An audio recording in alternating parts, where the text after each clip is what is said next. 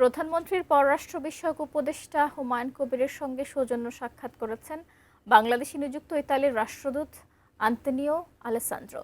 রোববার প্রধানমন্ত্রীর তেজগাঁও কার্যালয়ে এই সাক্ষাৎ অনুষ্ঠিত হয়। বাংলাদেশ ও ইতালির মধ্যে বিদ্যমান বন্ধুত্বপূর্ণ সম্পর্ক আরও জোরদার এবং পারস্পরিক স্বাস্থ্য সংশ্লিষ্ট বিভিন্ন বিষয় নিয়ে ফলপ্রসূ আলোচনা হয় বৈঠকে। বাংলাদেশ থেকে তৈরি পোশাক, খাদ্যপণ্য, চামড়া ও চামড়াজাত পণ্য সহ বিভিন্ন মানসম্পন্ন পণ্য আমদানিতে আগ্রহের কথা জানান ইতালির রাষ্ট্রদূত।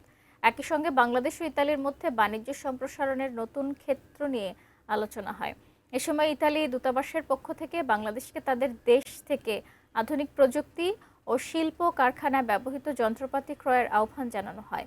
দুই দেশের সাংস্কৃতিক সম্পর্ক আরও গভীর করতে বাংলাদেশে ইতালির খ্যাতনামা ফুটবল ক্লাবগুলোকে সফর ও প্রীতি ম্যাচ আয়োজনের আমন্ত্রণ জানানো হয়।